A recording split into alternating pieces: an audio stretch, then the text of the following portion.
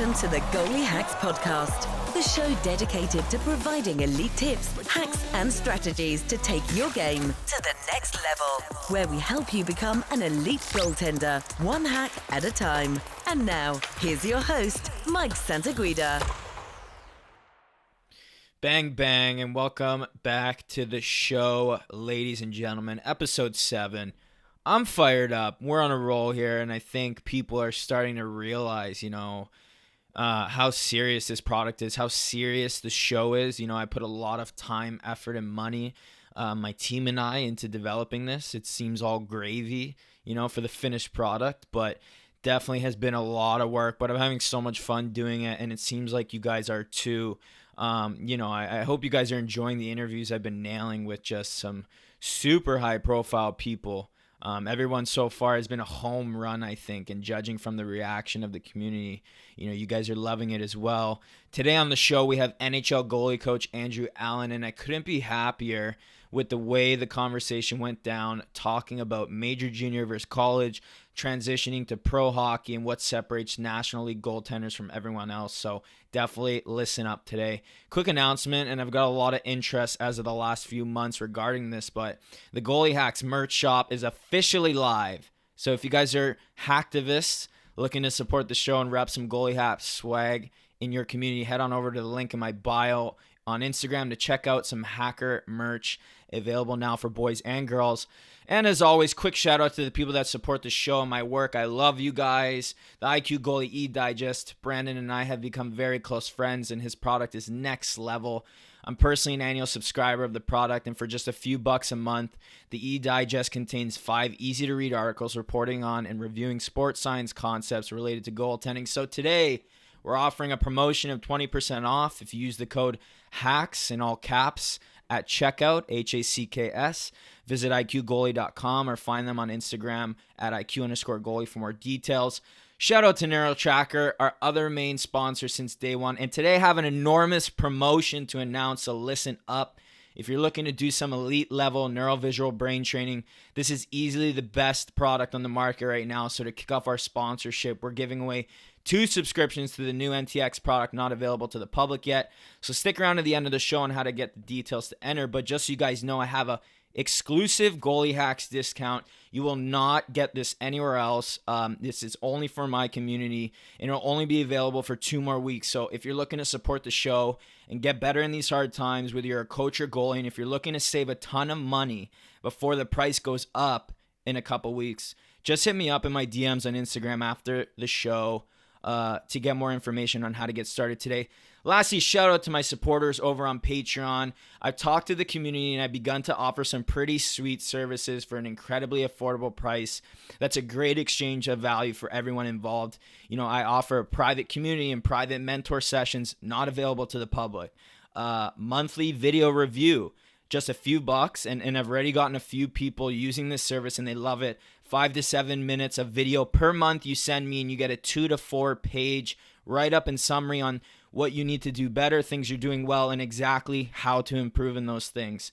All this stuff is for you guys. So if you're looking to support my work and become a part of my inner circle and get some personal feedback on your play and your career, head to my page over at patreon.com/goaliehacks and get started today before spots fill up. Without further ado, let's get into this week's episode. I know you guys are going to love the chat Andrew and I had today. Hello, everyone, and welcome to this week's episode of the Goalie Hacks Podcast. I couldn't be more excited today to be joined by former Catamount and UVM alumni Andrew Allen. After playing 80-plus games and graduating from UVM after 4 seasons, Andrew went on to play 5 years of pro hockey, including over a dozen games in the American Hockey League and 100-plus games in a Kelly Cup Championship in the ECHL. He became a goaltending coach back in 2006 and has now worked with the Japanese national team and St. Lawrence University, the Division I NCAA program, for a handful of years before becoming the goalie coach for the Rockford Ice Hogs in the AHL for 4 years, as well as filling the role as the goalie development coach for the Blackhawks during his time there as well. He then moved on to being the goalie coach for the Buffalo Sabres for the 4 of the last 5 years. And now going forward, Andrew is currently working with the new NHL Seattle organization and has been helping them with scouting goaltenders and getting their franchise off the ground.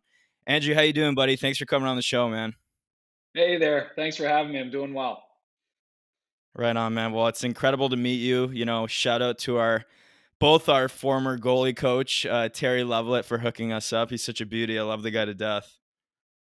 Yeah, Terry, this whole coming together gave me a chance to catch up with Terry, and he was a big part of my time at UVM, and it was always a sounding board for me, even after I left in my pro career. Through the ups and downs, I could always get on the phone and talk to Terry. He's just such a soothing and calm compliment for me, and I owe a lot to him in my progress from college into my pro career and even in life. So he's a great man, and it's great that he was able to hook us up. Yeah, I know for sure. He honestly, just sort of looking at his past, he's just coached some pretty good lineage of goaltenders. Unfortunately, I only got 2 years with him before he decided to retire. But it was a blessing to meet him, and sort of he's put me over the years in contact with a lot of ex UVM goalies, and it's for me, it's just always so much fun meeting former Catamounts. I honestly just love the school and the culture around the alumni network. I don't think I've ever reached out to alum from there and gotten the cold shoulder or been turned down, no matter how high profile they are. So they're always willing to help. It's such a blessing to be a part of, such a great tradition and community. Yeah, I can't say enough about my 4 years at UVM. You know, everything from the city of Burlington to the people Hmm. that we were surrounded with, to teammates, to coaches. It was phenomenal, and I don't get back there as much as I'd like to, Yeah. but it's something that I have a lot of classmates that are still there, still in the area. Oh, Martin really? Wild and Mike Torney, and both Jerry and Jim Jernander, and oh yeah, guys I stay in touch with that stayed. None of them were from Burlington, and they all stayed in the area. That's just a Because they testament to loved it. what a great area of the country it is. Yeah, it's awesome. Hmm. Hmm. No, I agree. I haven't been back in a while either, but we were actually my whole class. We're looking to go back this spring here, but obviously with the COVID stuff going down, it's sort of put a halt on things, unfortunately. But hopefully make my way back there. Hopefully this all this stuff clears up soon. But I just want to quickly talk about a story because this one is really good for all our listeners. So I talked to T Love, our old goalie coach, before the call, and he mentioned that you scored a goal at UVM during your time, and he told me that it was also a game-winning goal. So I fact-checked it. It turns out Andrew Allen was the first goaltender in the NCAA to be credited with scoring the game-winning goal for his team, and it came in a game against Harvard University in 1998. And so everyone tuning in, this is a story that T Love told me. I'm reading from his text. He said, you guys were up by a goal. They pulled their goalie. You made a save. And their guy tried to wrap it and went all the way down and went in. And you had touched the puck last. So you got credit for the goal. But Harvard then scored again before the game ended. So in so facto, you scored the game winning goal. So is that exactly how it went down?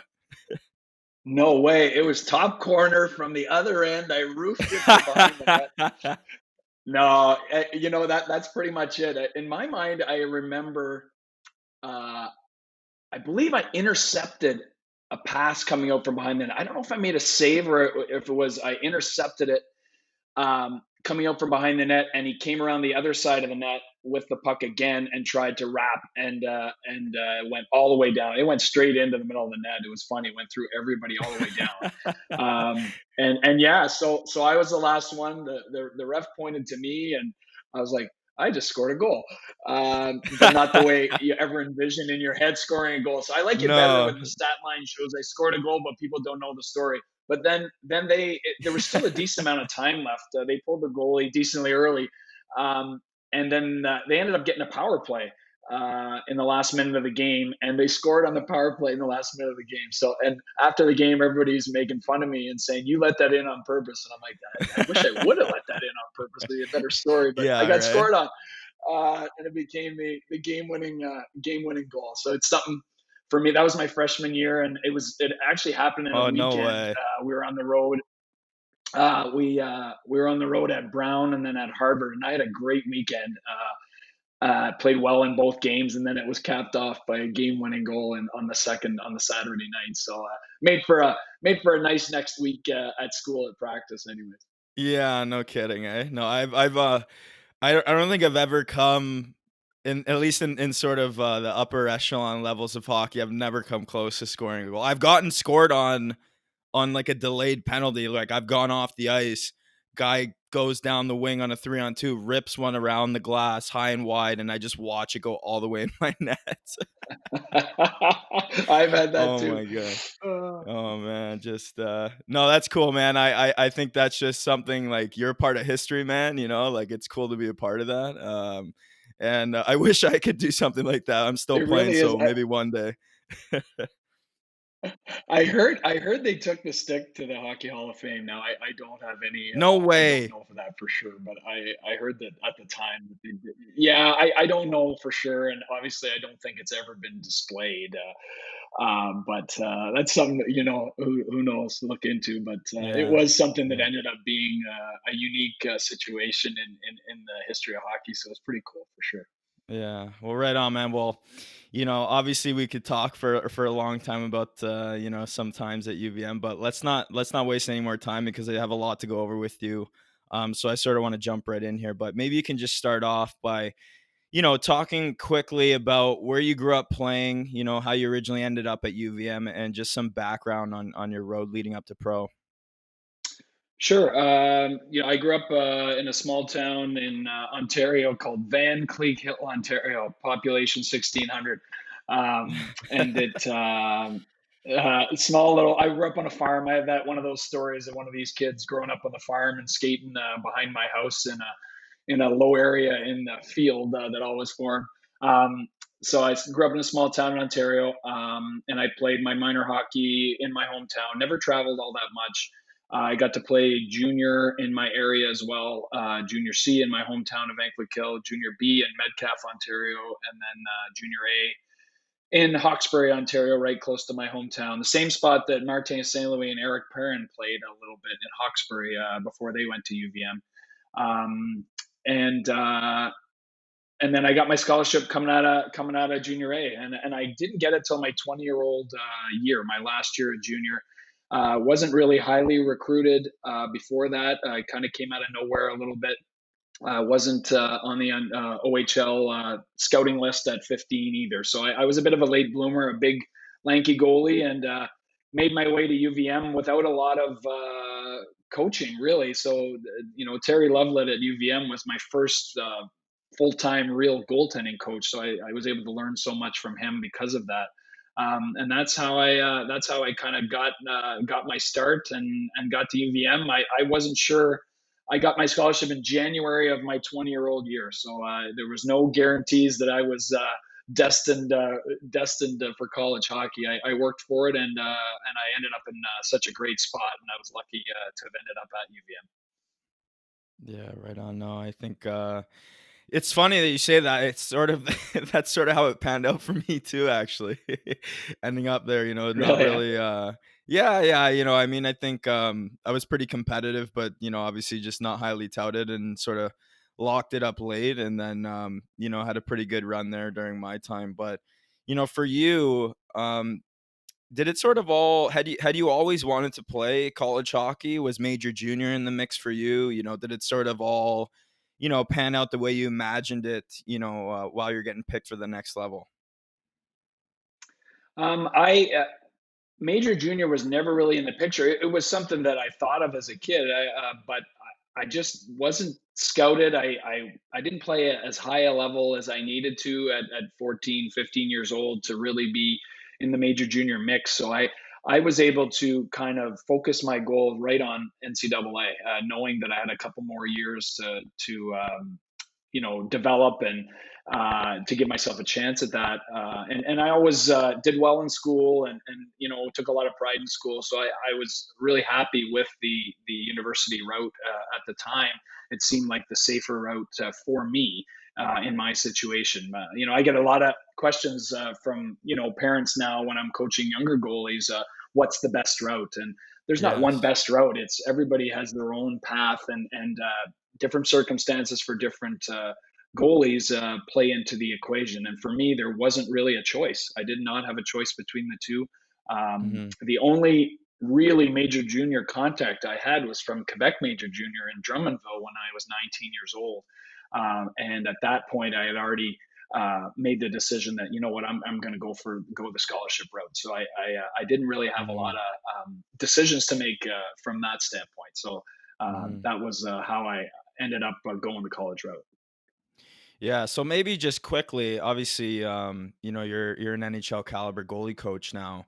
Maybe for some kids, who maybe do have that option, what's some advice you can get that to maybe provide some more perspective and some more clarity in terms of, what would the best option be for guys, who would be the best fit for major, junior versus college? Yeah, that's the big question, and I think Oh you yeah. have to. Yeah, you have to look at it from what is the best situation for you.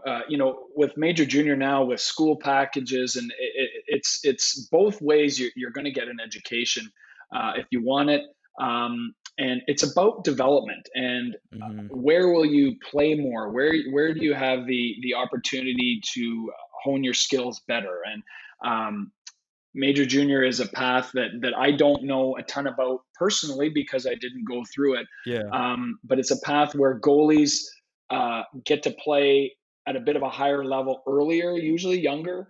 Um, Whereas university, you're playing usually a little bit later, so you're a little bit older going in. I was 21, and my birthday's in August, so I was 21 when I got to UVM, so I was quite a bit older. But it was a situation for me that Vermont was looking for somebody who could come in and maybe start right away. Yeah. With Tim Yeah. Thomas leaving, I came in right after Tim Thomas. That they were kind of recruiting a more experienced, a little bit older goaltender. So that fit perfectly for me.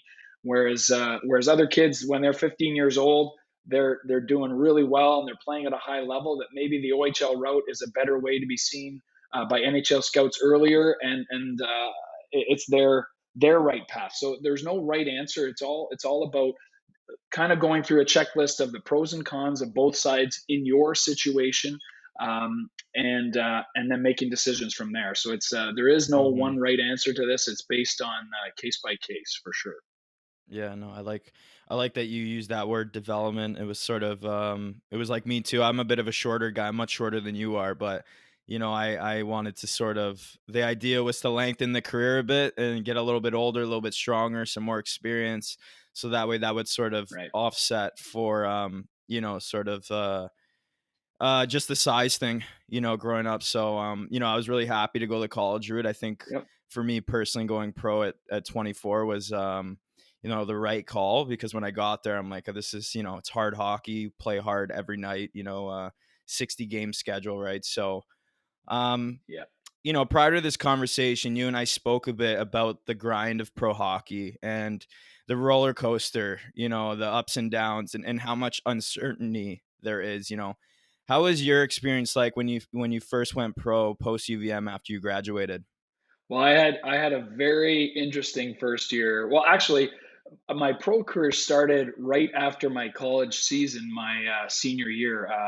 We finished out at Lake Placid that year, um, and I came home to Ottawa for spring break.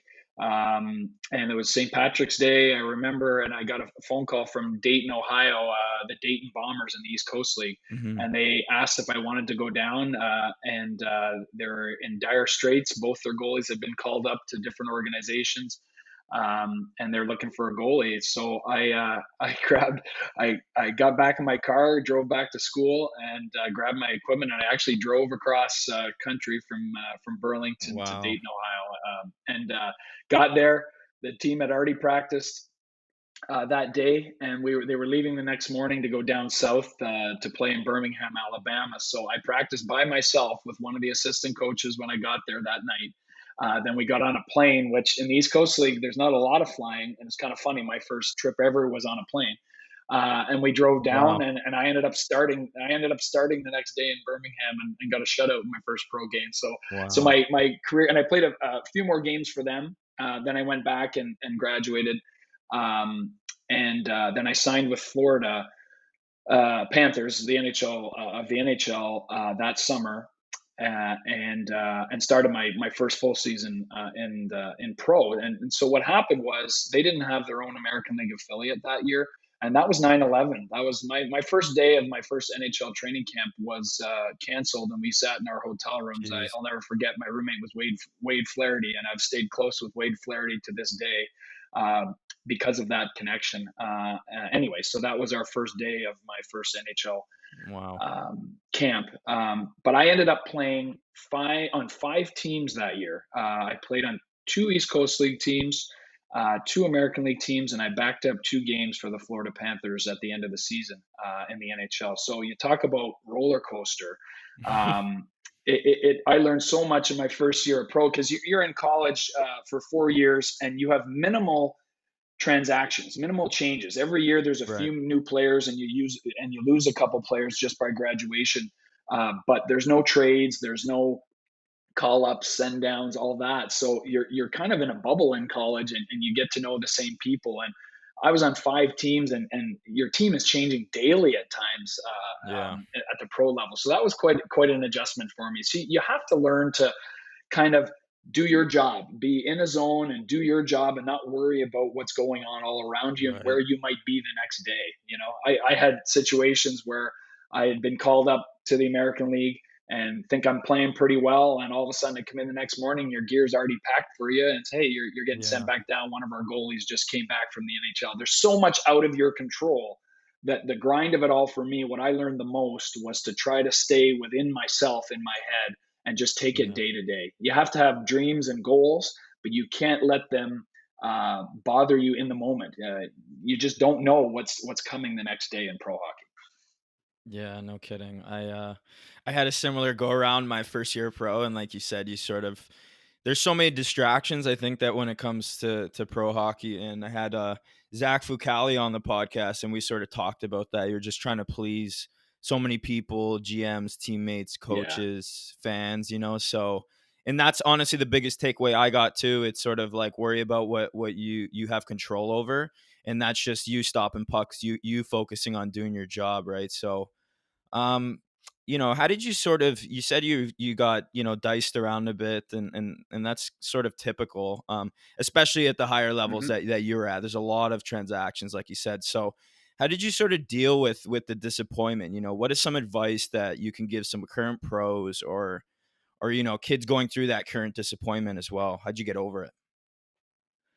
Well, it's a great question, and there's days you felt that you didn't get over it very well, and you let it affect you on the ice, and that to me is the biggest thing. Is that when you get out on the ice, that's when you should be free and clear of it. You can't be thinking when you're out there. If you're thinking, you're not reacting naturally, then you're not giving yourself the best opportunity to be ready Yeah. no matter what happens, whether you get called up that day after practice.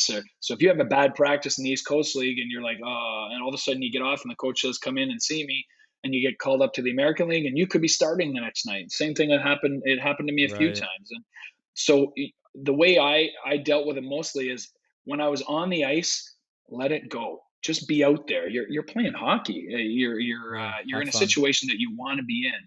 Exactly. And then you can't deal with it totally yourself. And that's where goalie coaches come in. And again, Terry Lovelet, for me, when I was in my first year pro, I would call him because I knew that he would listen. And he didn't have all the answers for me, but it gave me a sounding board.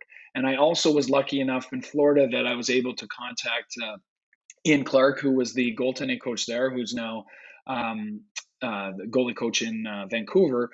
He was Florida's goaltending coach, and now the game has progressed to the point that where I was in this position. A lot of the NHL teams have a developmental goaltending coach, and part of my job was to be there for these guys whenever they were having a tough day, just somebody to talk to. Yeah. I wasn't face to face all the time, but I was able to know what they were going through, know the ups and downs. How do you just to be able to get it out and what you're feeling, and it helps so much. So um, that's how I dealt with the Delta disappointment. It was trying to talk it through, trying to get to a situation where you can play free when you're on the ice and let the chips fall where they may.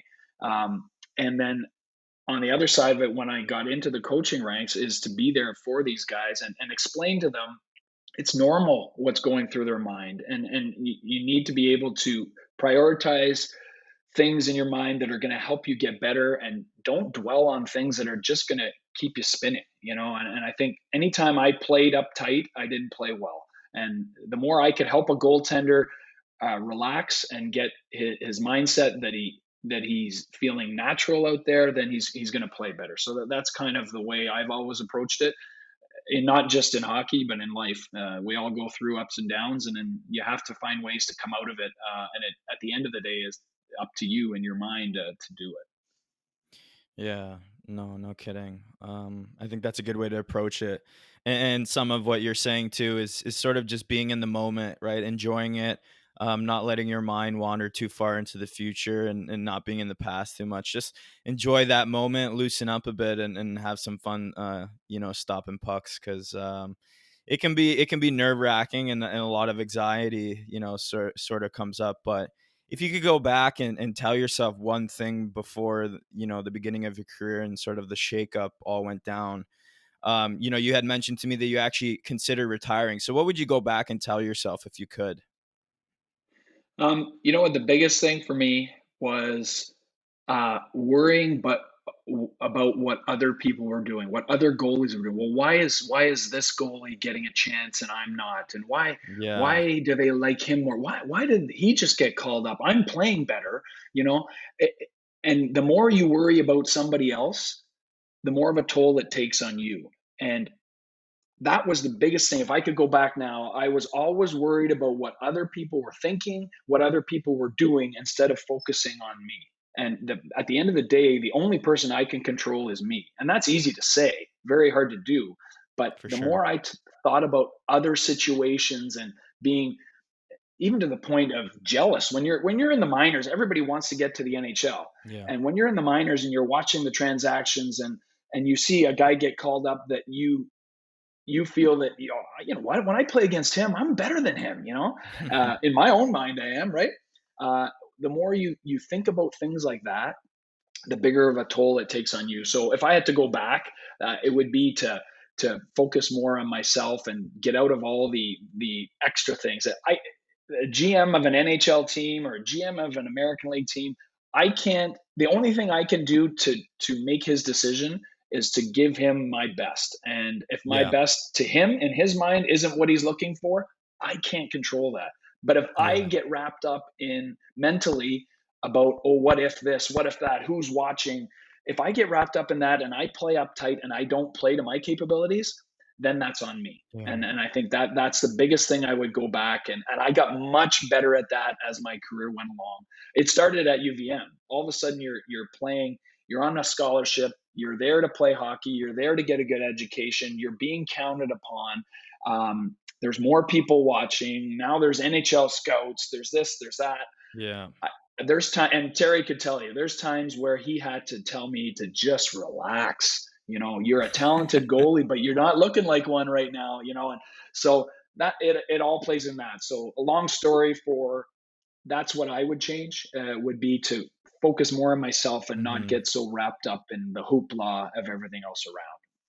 No, I think that's some fire that you just said. I think that's a huge point for goalies at every level. No, that was unreal. So you stuck it out, and good Mm. for you because I think we both know it can be sort of tough to find your place in the pro world, especially in the higher leagues where you played, trying to crack a show gig, Yeah. where there's just an incredible amount of competition, especially nowadays, even more so, right? So, how did that feel for you when you were finally able to turn it around and lead your team to a Kelly Cup Championship in the ECHL?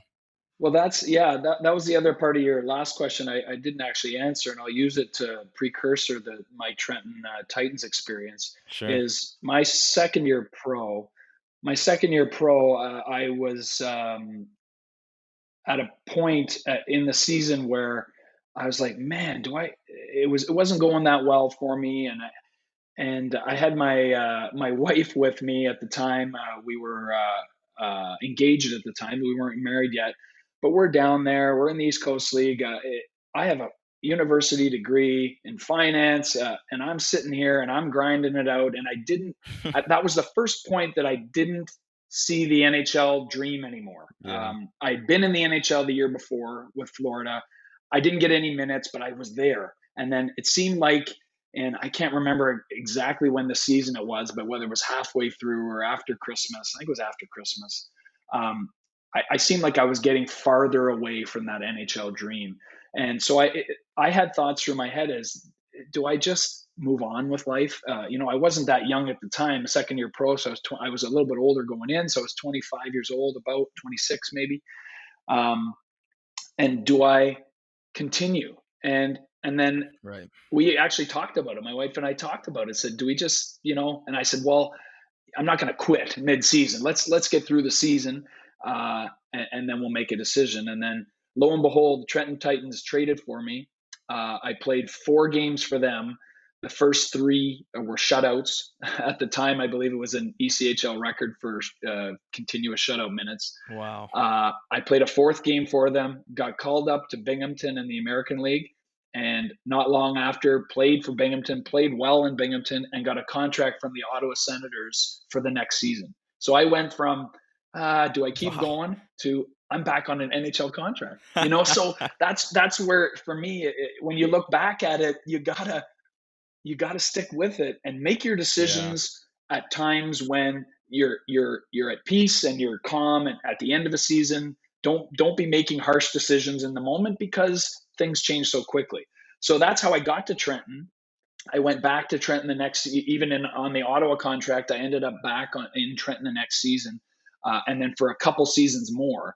And my last year in Trenton was just the most memorable experience for me and for our team. We were able to have a good season and win the Kelly Cup, and that's a whole other story in itself. But it was those are memories you never forget, and those teammates. It was such a great experience in Trenton to go through that, and then I retired right after too. So it was something that it was a great way for me to end my career.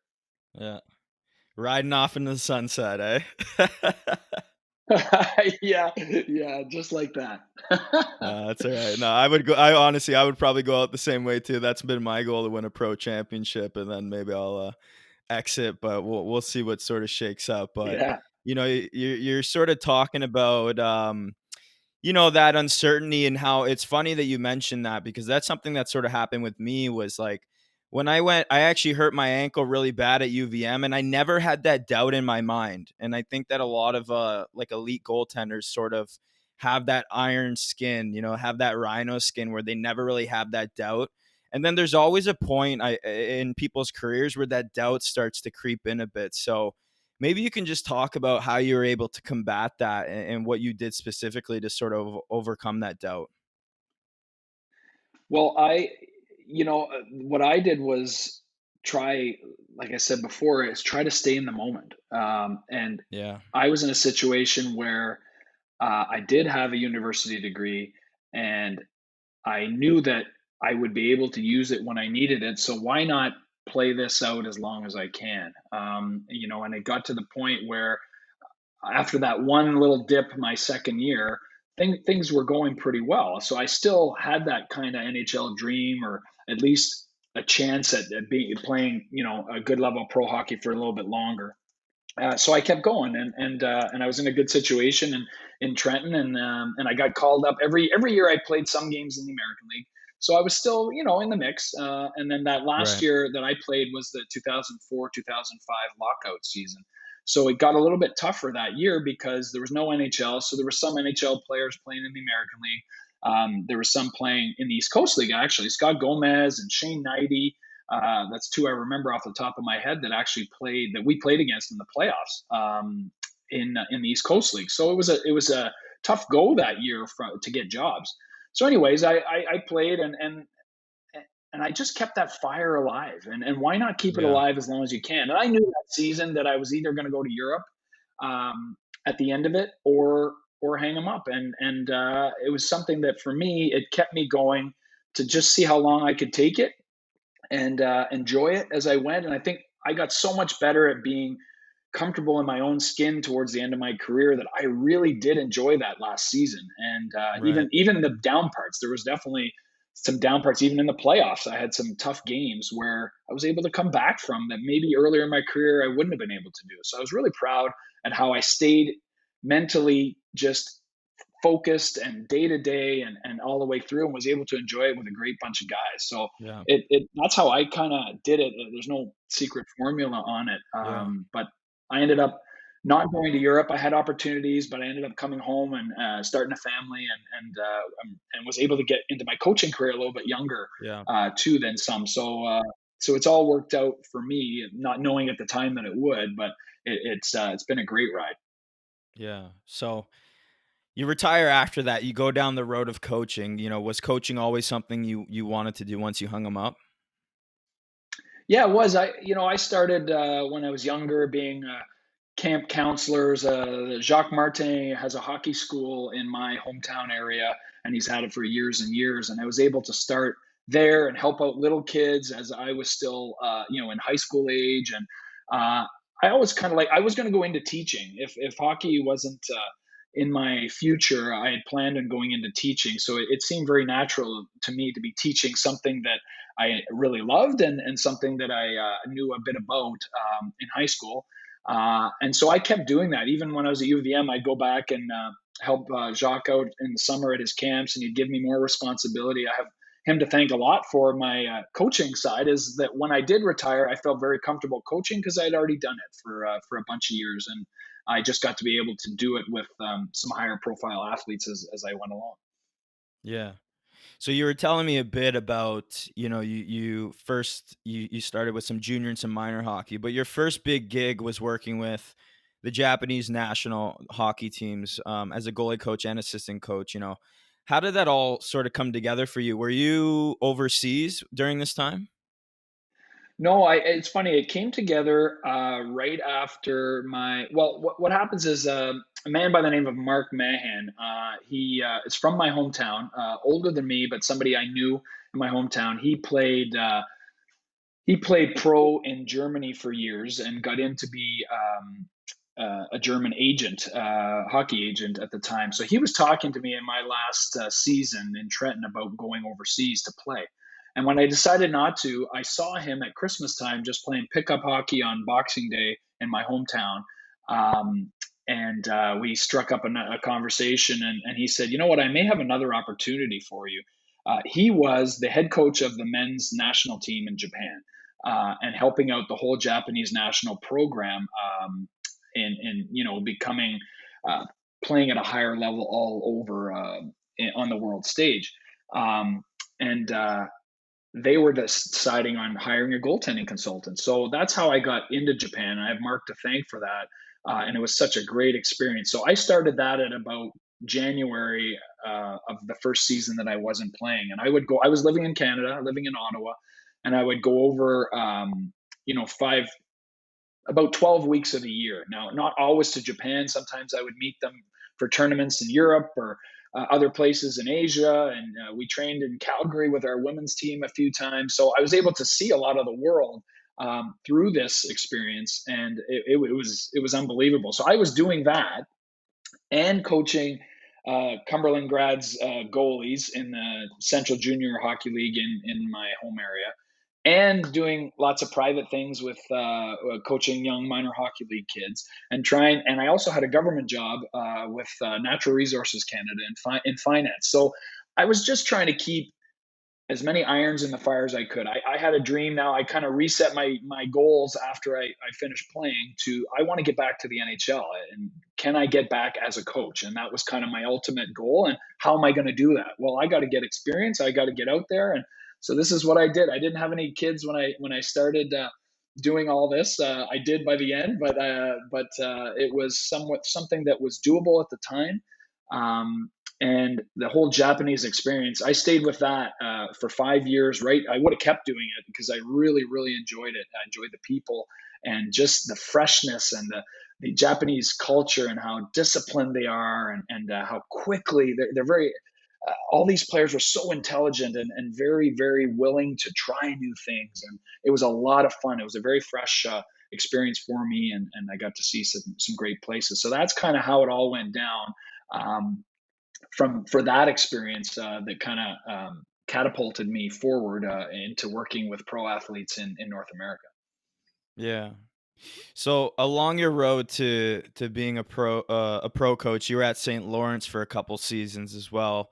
Maybe just sort of take us through some of the important work you did with your goalies there, and some things that stuck out during your time there developing as a coach and teaching those guys. Yeah, it was awesome living in Ottawa. St. Lawrence University was only just over an hour drive for me, south across the border. And obviously, St. Lawrence was a team that was a big rival of ours when we were at UVM, because when Yeah. I was there, we were still in the ECAC. Um, and I was lucky enough that Mike Gilligan, my coach at Vermont, was very good friends with Joe Marsh, the coach at St. Lawrence. And Bob Pryor, his head assistant at the time, was from Ottawa and had the same agent, Larry Kelly, as I did in Ottawa. So there were some connections there. And Bob Pryor Hmm. called me and said, "Hey, we're looking for a volunteer goalie coach." And I knew all about it because I know that's what Terry Lovelet did for us. Yeah. You're not on staff as a salaried employee. You're volunteering your time, and it's something that I wanted to do, and I thought so much of Terry when I did do it that it really was fulfilling to be able to help out guys that are one step away from pro hockey. And the biggest things I saw there is we had 5 goalies at one time when I was there. So you Wow. have a lot of goalies to be on the ice for practice, and I went down and did goalie specific sessions, and we'd split it into 2 groups so that we had more chance to work without guys standing around. So with the college rosters, you're working with 3, 4, and for a little bit for us 5 goalies at a time. So you have a feeling that you can really help guys out at different spots. You have guys that are playing, you have guys that aren't playing at all. So it was interesting for me to work both from the mental side and from the physical side with guys in different situations right there at St. Lawrence. So that was one thing I saw. Another thing I saw is that uh, you're starting to work with athletes that are uh, working out all the time, that are strong, that are all very talented. And it was to piece together for me, what did each goalie need? And it's not a blanket coaching technique where you just say, "All right, guys, this is what we're going to do." You have to you have to be doing, at that point for me, doing video on each goalie, doing working with games and working with them, watching games to find out what do they need the most. On top of the basics, obviously, that we're always going to work edge control and footwork and those type of things. But it was fun for me at that level to start to really individually tailor coaching experiences for goaltenders. Hmm. So from what you've seen, what does it sort of take? And, maybe what are some specific skills that when you're evaluating goaltenders and you said you're sort of working with a lot, what do they sort of need to have to make that transition to college hockey much more smooth in your opinion? For me, the first thing that I look at is the feet. It's footwork and edge control. Can they get set? Can they be in position to make saves? And so a lot of the work happens before the actual shot. So the first thing I'm looking Mm, for is footwork and edge control and how dynamic you move around the net. And what I mean by dynamic is how explosive are you to get into that position and get set. Um, and then also a big thing for me is reaction speed. Reaction speed to me is a tougher thing to teach. It's more of a natural yeah. quality. You can get, obviously everybody can get quicker, but there's some goalies that you just see right away that are naturally reactive and have very quick reactive speed, especially with their hands. So that's another area. Size plays a factor. It's not the end all be all, but definitely if you're looking Yeah. at a goalie who's bigger and moves just as well as a smaller goalie, well, there's more there because he's covering more of the net. But Yeah, for sure. it's very interesting now at the NHL level and the high pro levels that there's a lot of smaller goalies that are doing very well just based on straight out speed and compete and battle. So it's Yeah. it's it's a lot of fun. You have many different styles of goaltenders. So those are the big areas for me. Then one area for me that is big is body language and how you handle yourself. Yeah. And you can read a lot on a goalie from how he handles himself both on and off the ice. just in pressure situations, and how they handle disappointment, and how they handle when they're doing really well. So it's body language, is a big thing that I'm looking at too. I think a lot of coaches look for that. You mentioned reaction speed. Is there anything that you do specifically with your guys to sort of help work on that? Yeah, I got lucky with Buffalo to get when I was with the Sabres to get hooked up with a guy by the name of Josh Tucker. He's out of Minnesota, out of Minneapolis, St. Paul area, and he is a vision consultant. And there's so many things you can do now with ball work, Hmm. with eye exercises. Because the way he patterned it to me was the eye is a muscle, just like any other muscle in your body that you're working out and you're trying to get stronger. The eye is a muscle. You have to be working on your eyes as well. And so I've learned a lot from him on different ball exercises and different reaction speed exercises that are a lot of fun and different for the goalies. It's not the same old same old. So guys Yeah. seem to really like to do it. My last year in Buffalo, we created with Carter Hutton and Linus Olmark, we created the Sabres. We have one of those big shooting pads that's all enclosed where the pucks come to you Right. and guys can shoot at targets. We use that area because the balls wouldn't fly away, and through Josh Tucker, we created these boards that are on angles that you can get an up trajectory from a ball coming off of it, so it looks like it's coming off the ice like a puck. Yeah. And we would do things daily before practice to warm up our eyes and warm up our hands and reaction speed, just to get into rhythms, muscle memory.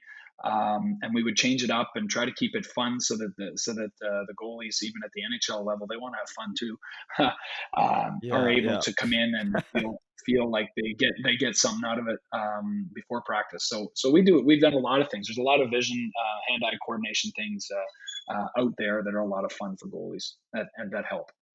Yeah, yeah, no, I think the eyes are super undervalued, and I think that there's a lot of stuff out there now, even with like neurovisual training software, and there's all this knowledge now, sort of surrounding around the training around the eyes. It's something that I got into like 6, 7 years ago, and personally has made a tremendous difference for me. But Hmm. um, so then you go pro, get a coaching job with the Rockford Ice Hogs, working with your guys in Rockford, what were some things that were the main core of your approach working with these guys and getting them ready for the NHL? Well, it's interesting. I was lucky enough to get the opportunity to speak with Chicago about this developmental goaltending coach position, and it was something that was at the time decently new. There wasn't that many teams in the NHL that had one, and Yeah. my responsibilities were basically every goalie outside the NHL. So their American League team was in Rockford, so you'd have two goalies there. And then at the time when I started their East Coast League team, they were splitting Toledo with Detroit. Now their East Coast League team is Indianapolis. Uh, and my last couple of years, they were in Indy. And then you also have a responsibility to work with prospects that are draft picks that aren't playing pro yet, or in Europe, or in major junior, or in college. In college, you couldn't. Anybody we had on NCAA, you could speak with them, but you could not go on the ice with them. Whereas I was lucky enough, my first couple of years, we had two out west in the WHL, Matt Caruth in Portland and Kent Simpson in Everett, that were actually pretty close together. So I got out there a few times a year and was able to go on the ice there. The coaching staffs were very good with me to let me come in, and I would work with their goalie coaches when they were there, and so it was a lot of fun. So I my first and foremost priority was to get the next guys in Rockford ready for the NHL, because at any given time you could be up in the NHL the next day. And so you were dealing with a bunch of goalies at different points in their careers. So you could have in the American League, you could have a guy just turning pro, high end prospect, or you could have a guy who's 30. I had Michael Layton, who was Yeah. 35 at the time. Yeah. So you're dealing with guys at different levels at different points in their career. So my biggest challenge, and what was a lot of fun for me, was to figure out what made each goalie tick, and how I was going to get through to them, and what we needed to change, if anything. And then obviously supporting them all the way through. So a guy like Michael Layton, was still willing to learn. He obviously at that point in your career, you're not making big drastic changes, but he Right. always wanted to get better. We were always watching video to say, what can we do different in this situation, or what did you do well in this situation, and then it enabled them to feel like they were prepared and ready when they went up. I had a few goalies go up to the NHL in my time in Rockford and do very well, and I was very proud of it. You almost feel like they're your kids. You're Yeah. preparing them for the world, and when they get that call, it's big. And between Leighton and Scott Darling, Antti Ranta, Carter Hutton, all these guys went on and did very well when they did get called up. So it was something that made me proud. So I guess, again, a long story for your you had to individually tailor programs for each goaltender based on where they were in their career and what they needed to work on. So that's what I was doing in my time in Chicago in that development role. hmm So, in your opinion, what's sort of the biggest area that you see goalies struggle with during trying to transition, to pro hockey from major juniors or college? To me, it's the pace of play. And I know that both from personal experience and from watching guys do it when I was coaching. I My first year pro, like I said, I got to play in the East Coast League, play in the American League, and I practiced in the NHL and sat on the bench for a couple games. So I was in practice at all three levels, hmm and it's the speed of play. It's not so much. There's guys in the East Coast League that can shoot the puck just like a guy in the NHL, but how quickly does he get it off? That's the biggest thing, was to be able to get feet set. If you're off balance, even if you're making saves, you're giving up more rebounds. It's harder for you to recover because you're off balance, and it's taking you longer to get set in your next position. So the biggest thing for me in that transition from turning pro and then working your way through the levels of pro is the quickness of the release of the shooter. Not so much the velocity of the shot, Yeah. it's the quickness of the release. And I found, and you can see goalies early in their time at a new level, in practice, they don't quite look comfortable. They just look a little bit off. So then they're Yeah. not reacting naturally. But as their feet get used to the pace of play, then you can see the comfort in their game, and then they're able to continually improve. So I was always about working to get your feet out of your comfort zone in practice situations, in drill situations, Right. so that whenever that pace of play does increase, you're able to adapt as quickly as possible to it. So that was the biggest thing that I saw from the different levels of pro. Yeah.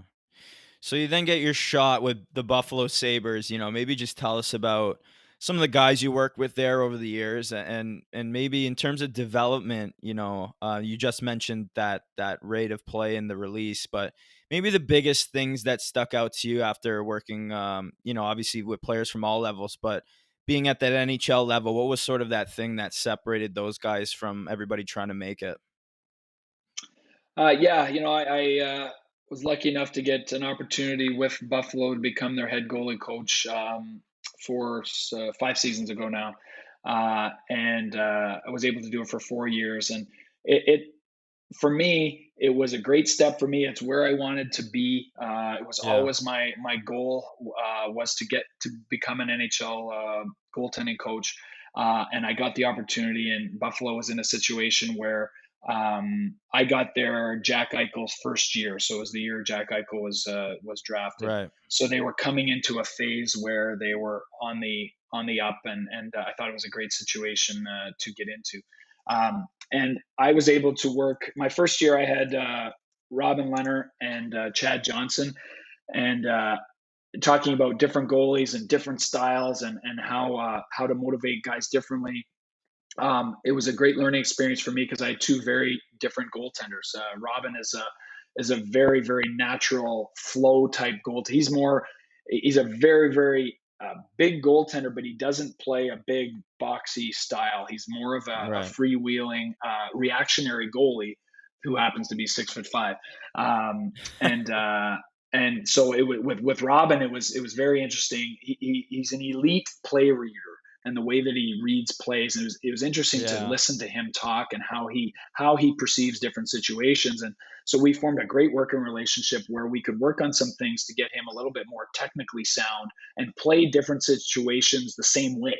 Instead of every time he came to his right post playing it differently, and so Yeah. those were areas with Robin, and Chad Johnson was a very technically sound goalie, very much a thinker, positional goaltender. And with Chad, it was about doing things quicker and getting him there, and working on his explosiveness. And it was a lot of fun for me for a first year pro. Um, and that's what, and then I worked my way from there. But that's what I found is at the NHL level, just because they're in the NHL doesn't mean that they're perfect, and doesn't mean that they want to stop learning. And that's the biggest thing, is they still want to learn. They want to be the best in the world. They just happen to be in a position where they're close. They're there. And it's, how do you stay there, and how do you, everybody has different goals.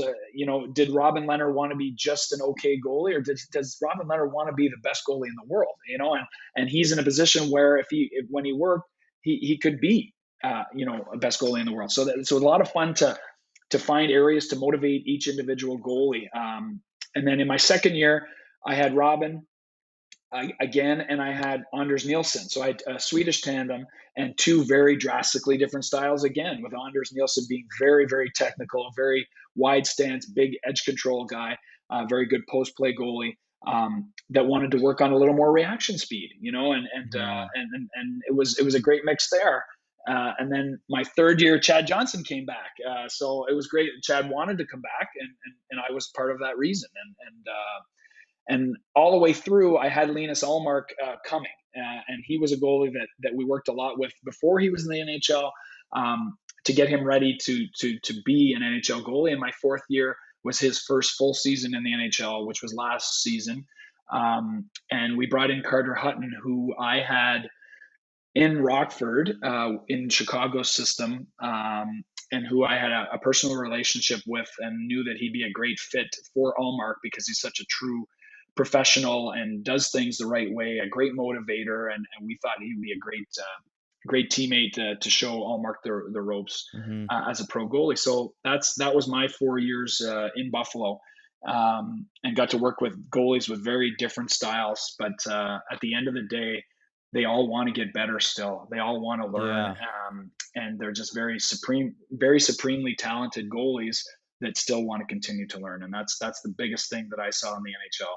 The one thing that I did have at the NHL level that I didn't realize it was that big of a deal until I actually got into it, was time management and Right. kind of load management. Their schedule is much different from college. It's just a weekend league. Even the American league and the East Coast League is mostly weekend leagues. You have three, Yeah. 4 practices in a row sometimes. Whereas in the NHL, it's a game every second day, sometimes 3 and 4 nights, with travel, with plane rides, with all of this extra media coverage and media availability, and they're getting pulled in a lot more different directions, and their time is being used more than other goalies. So that was a big thing: is when can we practice? When can we go harder in practice? We had to set Yes. up kind of our monthly schedule around our travel schedule. Are we away a lot? Are we at home a lot? How many days off do they have during this month?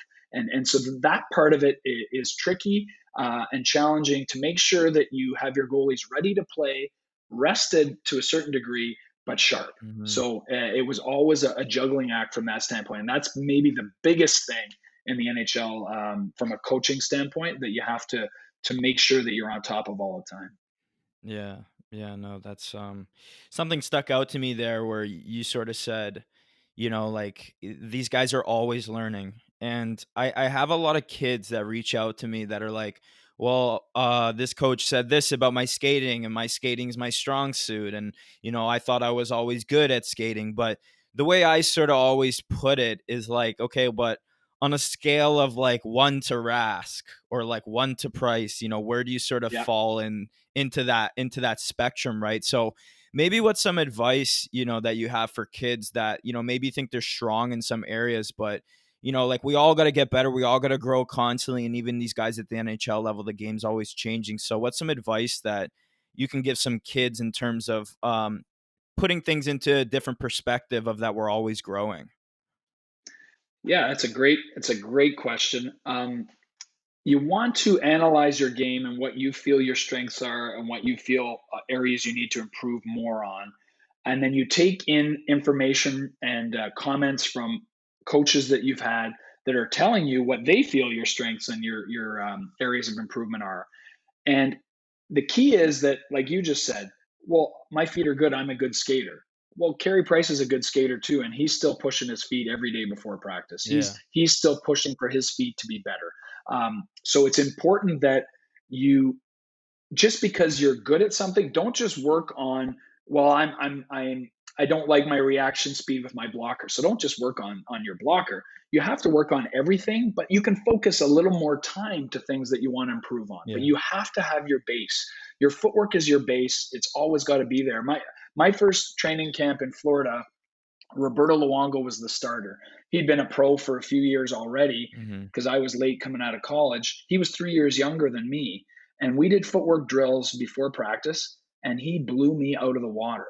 And then I would watch after practice, and he would do more stuff on his own. Yeah. So I was like, so it was kind of an eye opener to me that, wow, this guy is very good, first of all, Yes. but he's still working to be better. So that's my advice to kids is, you, even on your strengths, work to make them better. Because if it's a strength, it's something that Double you down. can really use. Yeah, you can really use.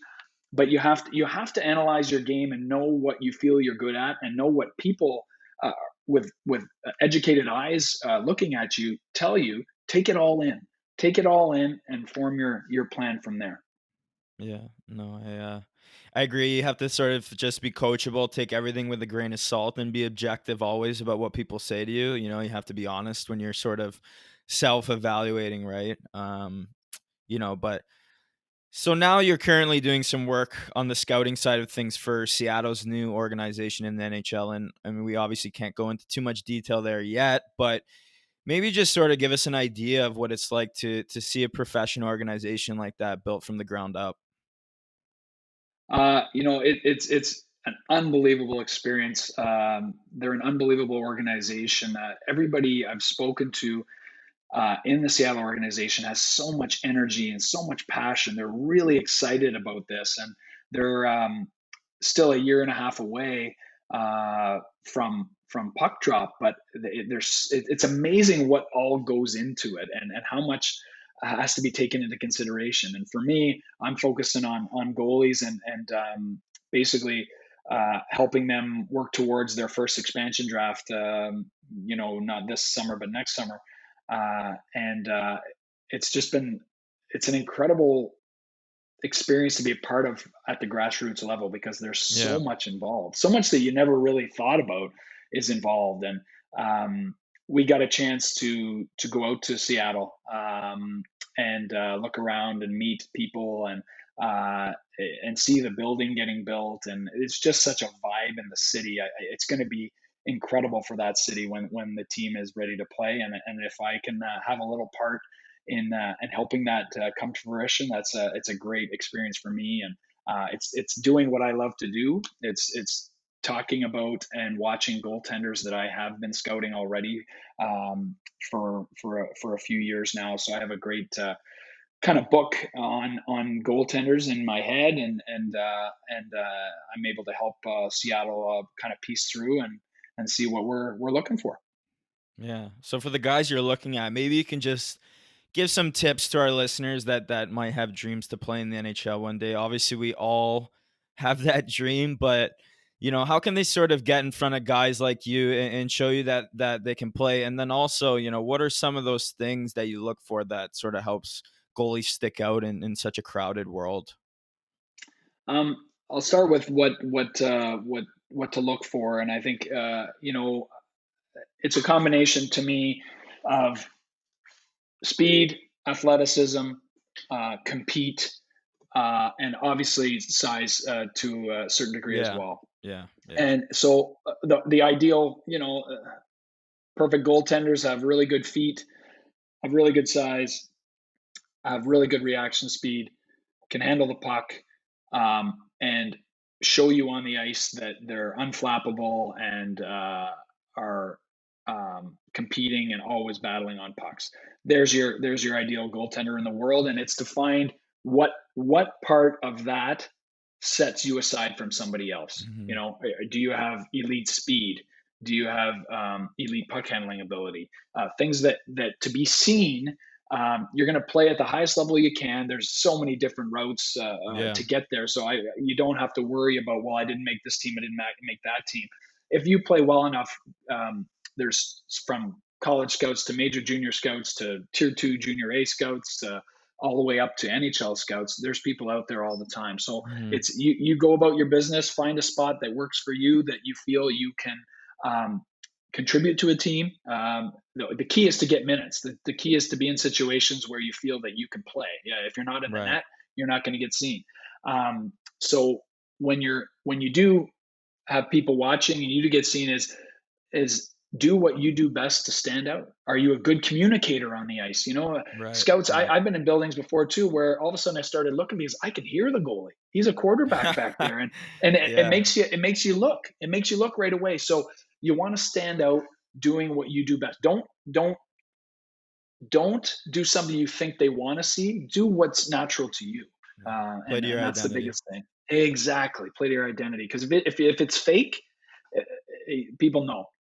So you got to be yourself. Be yourself in there and compete level, body language, obviously speed, everything, control, balance. It all goes in, but it's to find your style, to find what you do best in order to make you stop the puck. Because as I've been told by every coach that I've worked with, just can you get them just to stop the puck, please? So at the end of the day, it's about stopping pucks. But we see Yeah, we see no, I how the think process is. yeah.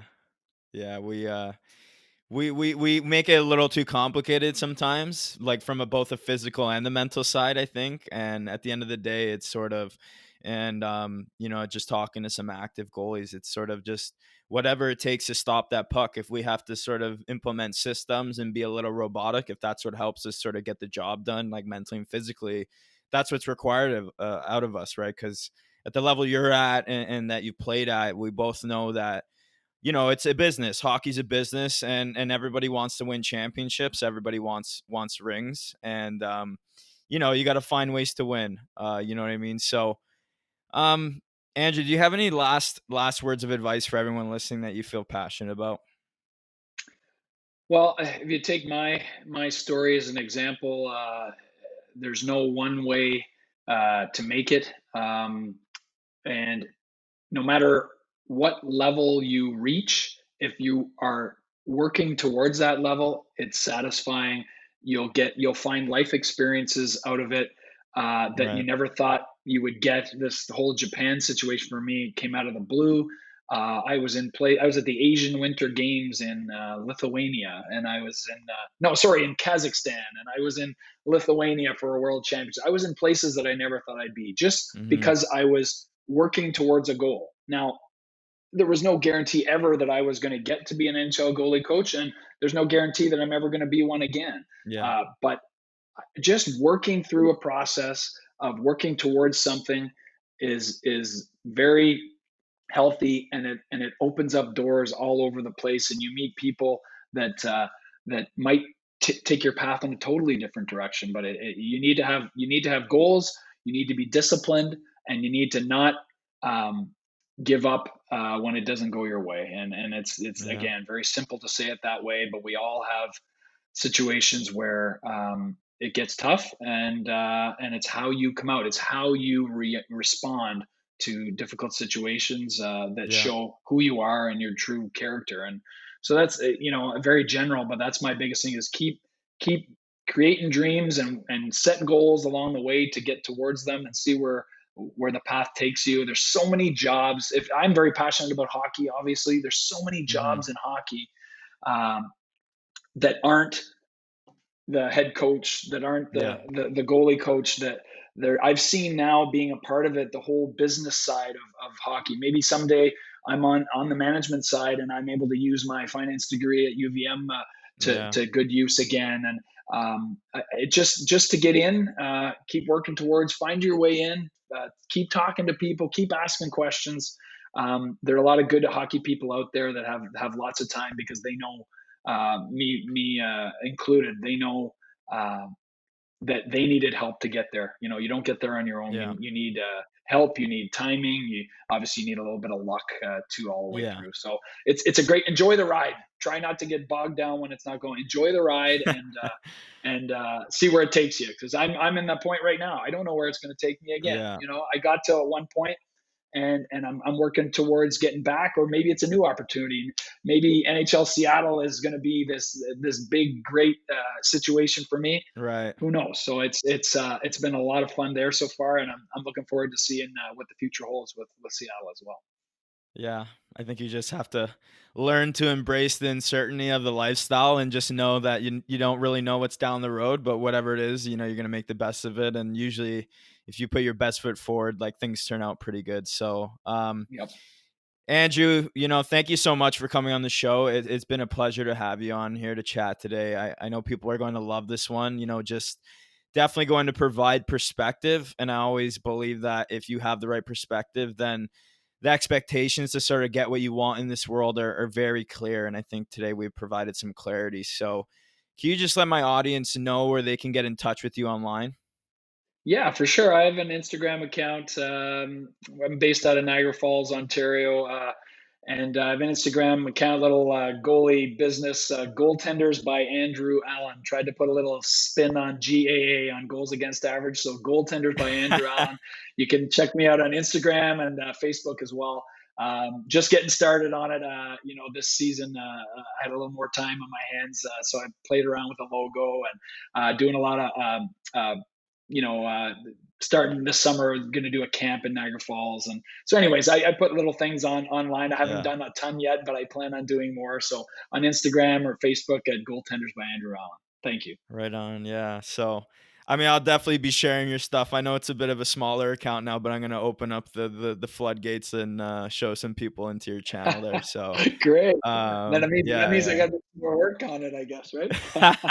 Yeah, we're always working both on the playing and the business side of things. You know how it goes, right? Yeah. Yeah. So go check out NHL Goalie Coach and former UMEM goalie Andrew Allen on Instagram. He's had success both during his playing and coaching days, and has worked with some of the most elite goaltenders in the world. Maybe somewhere down the road we'll have you back on the show, man, if that's something that interests you, Andrew. Oh, for sure. It's a lot of fun. Any information I can share and help out, it's a lot of fun for me to talk about it. And as I continue going, I may have some news stories for you as well. All right, man. Well, I'm grateful for you coming on, buddy. You take care and be safe. We'll chat soon, man. Thanks for having me on. Thanks for tuning into this week's episode, guys. If you like what you heard today, make sure to hit that subscribe button, as we have tons of amazing guests lined up, still are ready to come onto the show the next few months. Make sure to tune in next week and every Tuesday from now on at 8 a.m. as we have NHL goalie coach Eli Wilson, the Ottawa Senators goalie coach for a few years back in 2007, and his business has now grown into one of the most elite goaltending development programs in the world. We talk about what separates amateur goalies from NHL caliber goalies, his work with Carey Price over the years, and what separates him from everyone else. You won't want to miss this one, so make sure to tune back next week. Without further ado, here are the giveaway details for the NeuroTracker X subscriptions we're giving away. To enter the giveaway, simply go to Apple Podcasts or on iTunes if you have an Android and you have a computer, and leave us a review, a written review and rating. Once you leave a review of the podcast, take a screenshot of it and either email it to goaliehacks@gmail.com or DM me on Instagram with your screenshot and your full name. If you guys are also interested in getting started with the product, they are currently offering subscriptions for cheaper than what the price will be when the product fully launches. So if you guys want to get started at a cheaper price before the price goes up, hit me up on Instagram. Get excited, guys. Great things ahead. I hope you enjoyed today's show, and I'll see you next week.